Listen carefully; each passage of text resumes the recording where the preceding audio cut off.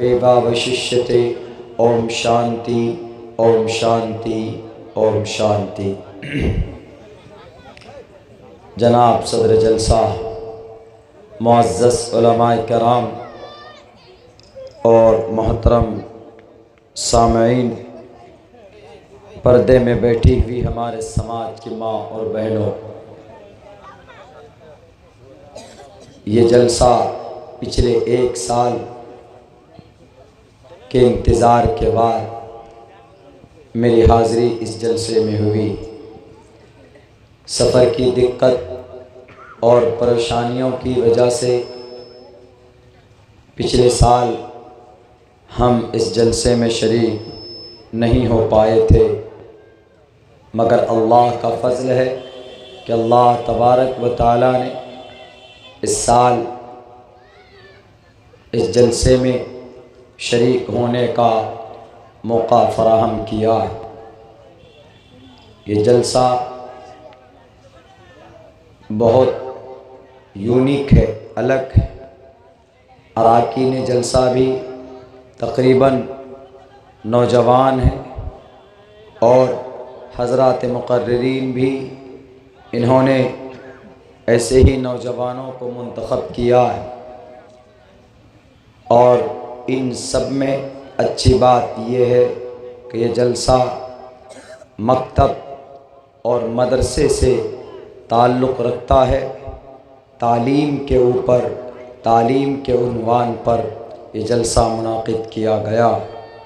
मेरे भाइयों, बड़ी ख़ुशी की बात है, अराकीन जलसा जो बड़े यंग हैं, नौजवान हैं, मैं एक बात कहना चाहता हूँ कि जिस कौम के जवान के अंदर ये जज्बा पैदा हो, जैसे यहाँ के नौजवानों में है, अगर हर मोहल्ले और हर गांव के नौजवानों में ये जज्बा पैदा हो जाए तो फिर हमारे भारत में, एशिया महाद्वीप में, पूरी दुनिया के अंदर जो माइनॉरिटी के ऊपर जुल्म ज़्यादती की जाती है और इनके हक़ को मारा जाता है, अगर ये जवान तबका अपने पैरों पर खड़े हो जाएं, अगर इनकी ज़िंदगी के अंदर तब्दीली आ जाए तो ये पूरी दुनिया के अंदर इनक़िलाब पैदा कर सकते। अभी कुछ देर पहले सियासी रहबरान आए थे और उन्होंने तालीम के ऊपर बात की। बहुत अच्छा पैगाम उन्होंने हम सबको देने की कोशिश की। यकीनन वो कौम उस वक्त तक तरक्की नहीं कर सकती, आप अपने आप को नहीं पहचान सकते जब तक आप में तालीम नहीं, आप में एजुकेशन नहीं है, तो you are not the complete man.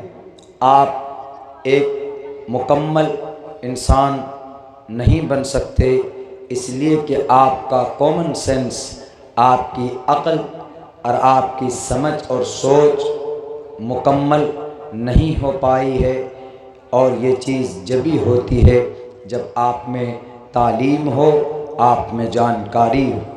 अब मसला ये होता है कि तालीम क्या कुरान और सुन्नत, कुरान और हदीस की जानने को तालीम कहते हैं, या अभी जैसे चेयरमैन साहब ने आपको कहा कि मैथ हो, साइंस हो, इन चीज़ों को जानना ये कला है और इन्हें भी जानना चाहिए, तो क्या मैथ, साइंस, डॉक्टरेट वग़ैरह वग़ैरह, क्या इनका भी ताल्लुक़ कुरान और शरीयत से है? मैं ये कहता हूँ कि जैसे कुरान और शरीयत हमारा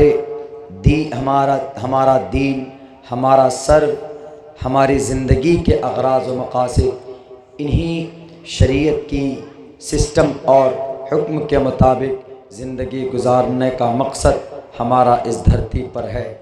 लेकिन दुनिया के अंदर जैसे मैथ है, मैथ का मतलब हिसाब किताब का ऑर्डर अल्लाह ने ख़ुद कुरान में दिया, फ़ल्यक्तुब बैनकुम बिलअद्ल।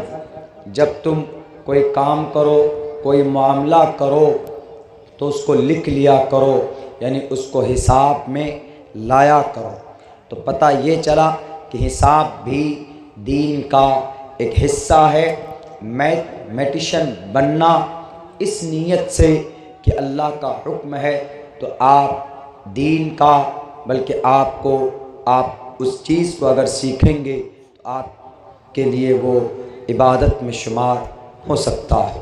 میرے بھائیوں، آپ جب تک اپنی شریعت کو نہیں جانیں، اپنے قرآن کو نہیں جانیں گے تو ایک بات یاد رکھیے، آپ اللہ کو نہیں پہچان سکتے، آپ سماج کے پڑوسیوں کے حقوق نہیں پہچان سکتے، آپ کے حق حقوق کیا ہیں آپ اس کو بھی نہیں پہچان سکتے، آپ کے اوپر جو مظالم ڈھائے جاتے ہیں ان کے خلاف آپ مقابلہ بھی نہیں کر سکتے۔ اسی لیے ضروری ہے education is to prepare and to qualify the new generation for participation in the development cultural society۔